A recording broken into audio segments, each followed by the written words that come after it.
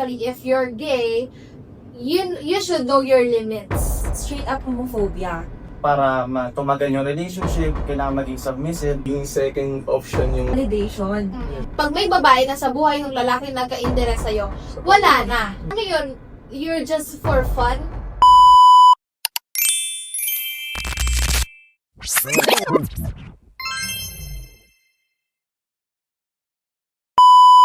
Hello everyone! Welcome to another episode of The Gender Gospel. Unholy, Unfiltered. and unapologetic.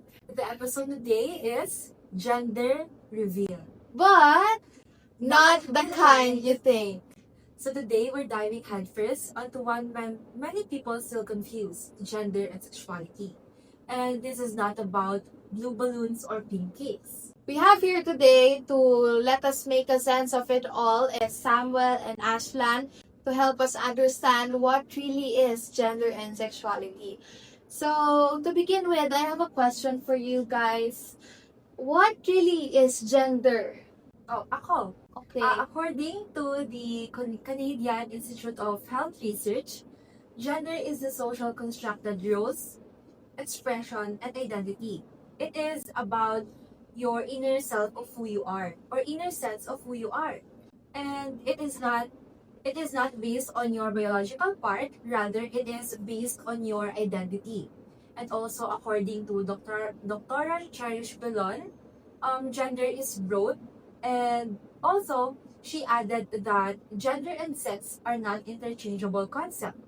On the other hand, according to Better Health, sexuality is about your sexual thoughts, feelings, and attraction.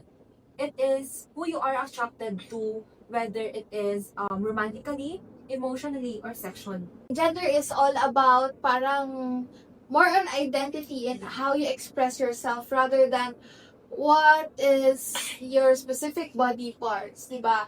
So, since we've talked about what really is gender, what really is sexuality, maybe we can define kung ano nga ba yung iba't ibang gender and also yung mga sexuality na meron tayo or nag-exist in the present time of the LGBTQIA+ community. So, Sam, do you mind? So, hello everyone. So, since nasabi na yung mga words, so let's dive in deeper kung ano nga ba yung mga meaning and differences. So, starting with biological sex. So, sabi ni Dr. Brilon na it is basically what's in between our legs. But to dive in deeper, it is the person's anatomy, basically, that helps us define if a person is a male or a female. Nagpe-play din dyan yung mga chromosomes of yung X and Y, yung XX chromosomes, yan. And yung build ng body, parang ganun. But there are certain individuals naman na born with both male and female characteristics in their anatomy. Ang tawag naman sa kanila ay intersex. But let's move on naman sa sexual orientation. So, nasabi kanina na sexual orientation is when the individual is who is the individual attracted to emotionally, mentally, and sexually. But kakaiba nito ang gender identity. So, kung ang sexual orientation is who you're attracted to, ang gender identity is who you are. So, dito natin mapapasok yung words na transgender. Transgender meaning, kunwari if you are born a male, but you identify as a female, you're transgender.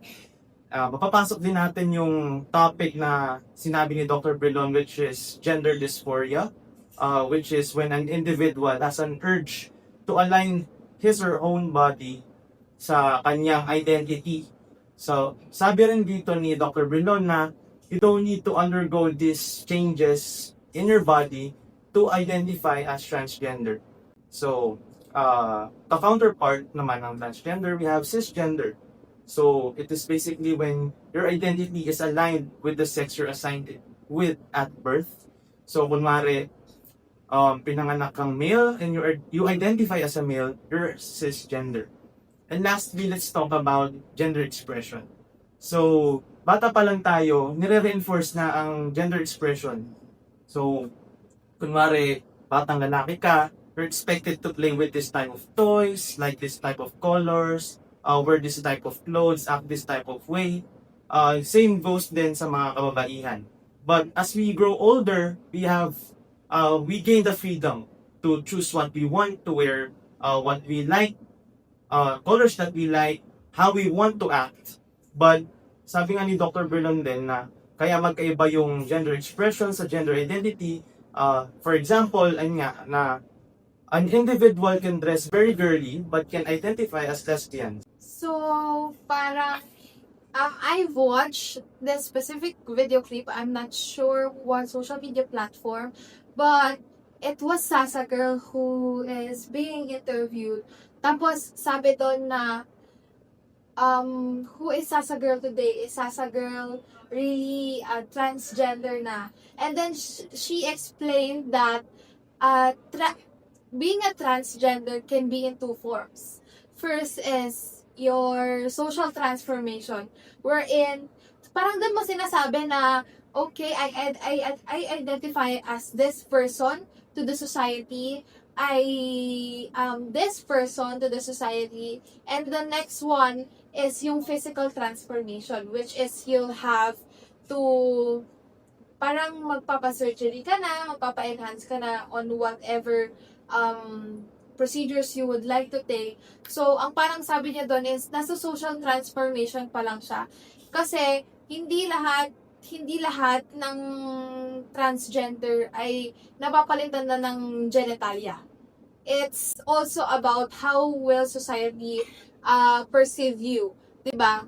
So, dun sa parang clip na yon, meron ba kayong mga insights or some examples na pwede nating ma-relate or parang mapag-usapan na parang sakop din niya yung gender and sexuality?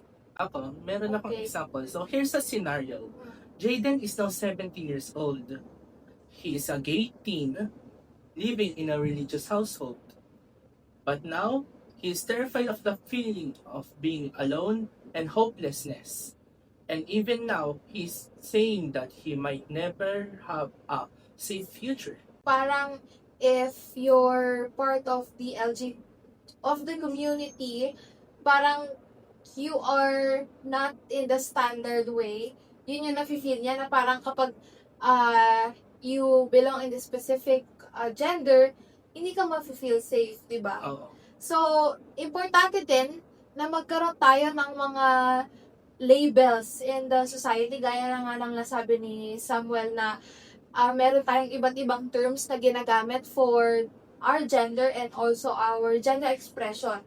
Kasi, labels are very important. Yun yung makakatulong sa tao para hindi siya maka-feel na hindi siya nakita, hindi siya naiintindihan or hindi siya na-accept. But, hindi kailangan i-pressure yung sarili mo na magka-label ka kung anong gender ka nabebelong ngayon sa community.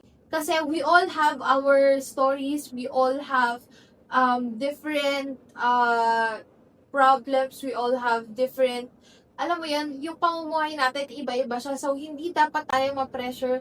If you're uncertain, if you're still curious about your identity, kailangan hindi mo i-force yung sarili mo. You have to find your own path to make sure that you take care of yourself and to make sure na yung sarili mo, hindi lang siya naalagaan by doing physical activities, but also you have to take care of yourself inside.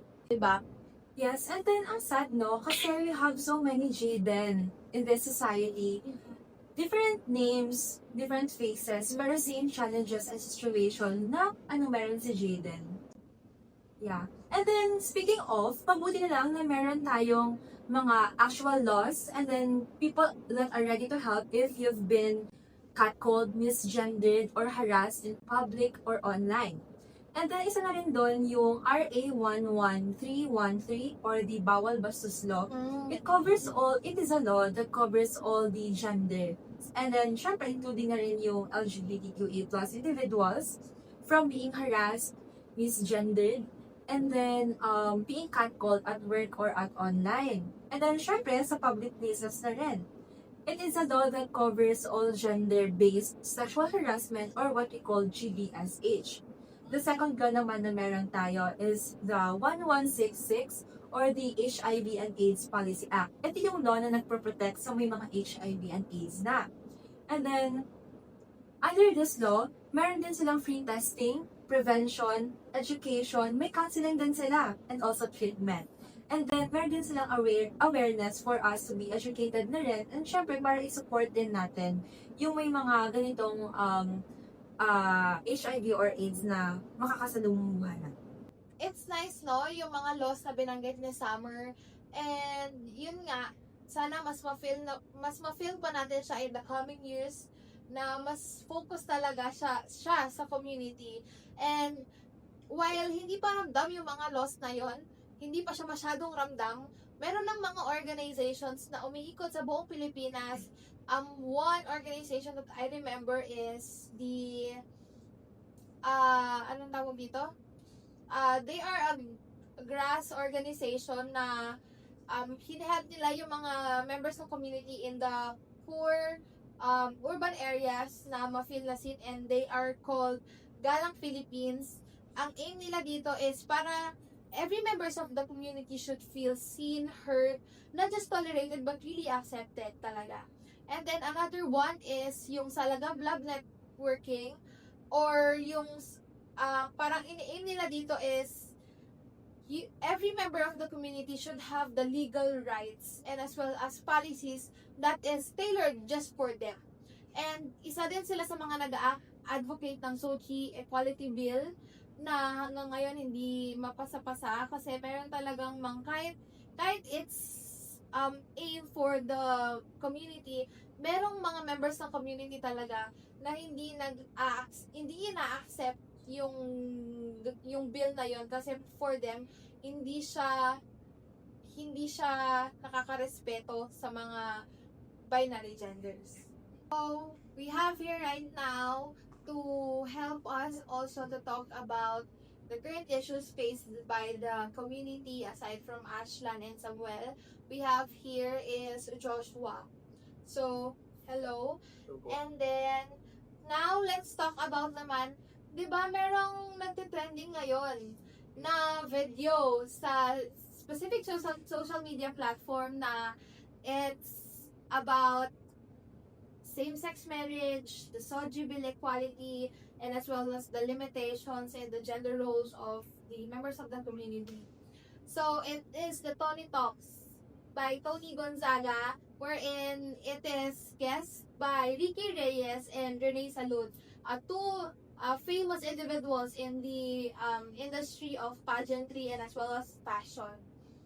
So, ang sinasabi dito sa video na to is that if you're gay, specifically if you're gay, you should know your limits. Parang ganon.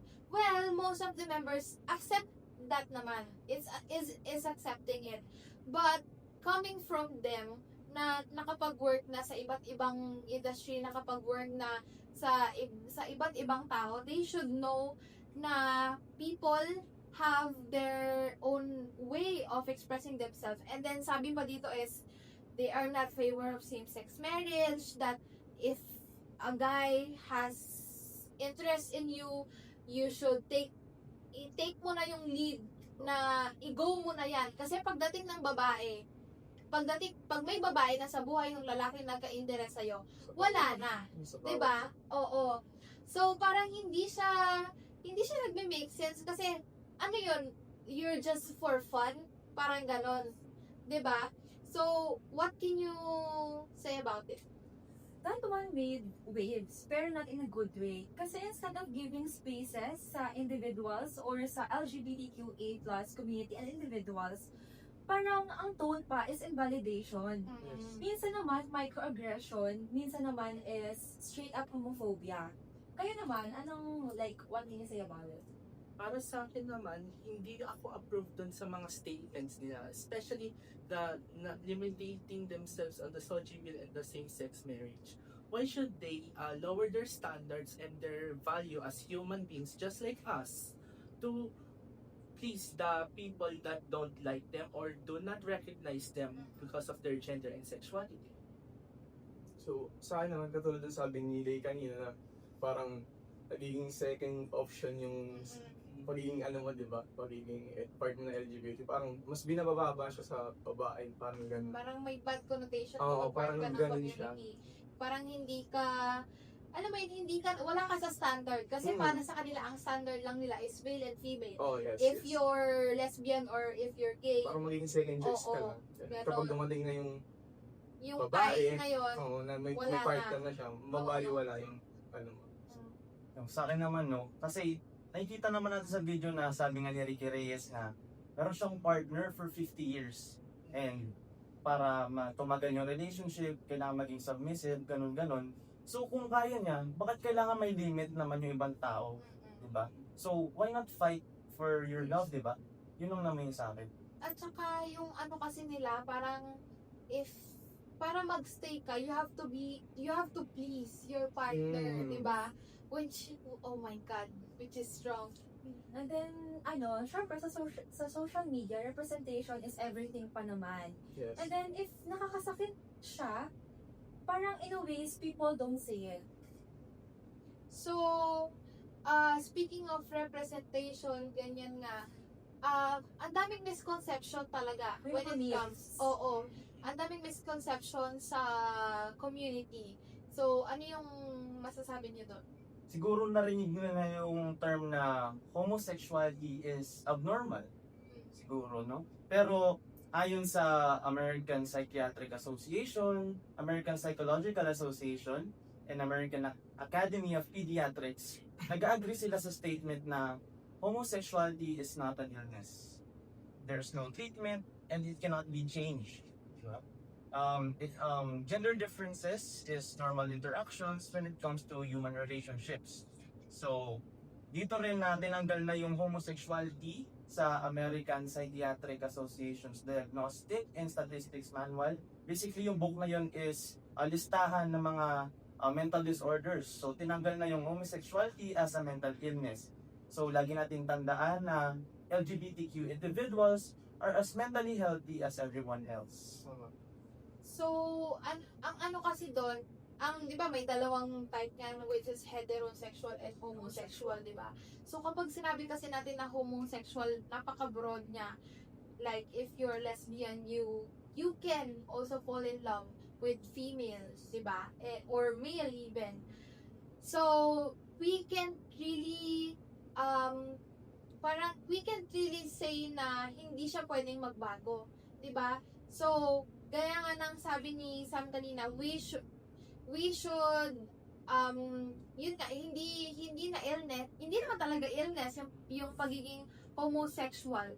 So, I think we just need to say it louder for the people to hear, di ba?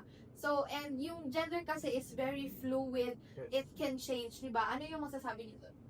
For me, it's a good thing na right now in our society and generation right now na parang nagiging mas aware tayo. Kasi parang sa pagiging aware natin, mas malawak yung pag-iisip natin as well as parang alam natin kung paano natin or kung paano tayo makakasalamuha sa ibang tao. Na parang we shouldn't identify agad-agad or judge yung isang tao without even knowing her or his background. As well as yung pronouns are very important na yun. Siguro dati, or like sa ibang tao, parang it's not a big deal. Pero sa atin ngayon, it is very big deal. Tsaka parang hindi rin natin na-misgender yung ibang tao. So, yung tulad nga kanina, yung gender tsaka sexuality is, hindi siya box na para doon lang tayo habang buhay kasi journey siya, di ba? Like, for example, yung nararamdaman ng isang tao or na-identify niya yung sarili niya is pwede mag-grow over time. Parang ganun siya. Like, parang yung flow ng tubig, di ba? May flow siya, pwede siya magbago ng current niya, pwedeng mas lumalim. Yung fluidity kasi, it means freedom, not stability. Okay. So that was a lot to digest in today. So if you're still learning, if you're still questioning yourself of who are you really Yes. in this society and what is your place in this society, then I hope that this space made you feel like you belong and that you are mattered and you are accepted, not just tolerated. And thank you guys for being with us today. If you guys stayed with us until the end, you are now part of this convo now. And also guys, follow our socials. Mag-DM din kayo. And also sa Gym namin, maging Spotify exclusive. And sa TikTok, Sa budget na. budget. So, thank you guys for listening and watching. Bye! Stay tuned for our next upload. Do you remember that kwento from the pandemic episode wherein the guy is very closeted tapos bigla siya na-trap sa loob ng bahay kasama yung homophobic family niya? OMG, yes, I remember that one. And like, his dad literally thought na being gay is a virus too. Kaya grabe talaga yung episode na yon. And imagine that you have no one to turn on to, no escape, no community, no ears na mapagsasabihan mo kung ano yung nafe-fear mo, di ba? Yes. And then, you know what hits me the most is yung sinabi niya na I was more scared of being outed rather than getting COVID. Kaya sobrang bigat ng episode na yun. Kasing bigat siya kung ano yung nararamdaman ng person na yun. Kasi imaginein mo yun, ang daming nanahimik nung time na yun, hindi natin sila naririnig, pero ramdam nila lahat. At wala silang mapagsasabihan. Yeah. And then, if you guys haven't heard that one, go back to it and promise you'll need tissues. Pero syempre, may mga hopeful moments din. Kagaya na rin na yung iba. Nagkaroon sila ng chosen family through Reddit, Discord, and Girl, even Animal Crossing. Legit, that's why, di ba, Queer Joy always found a way. Yes, always does.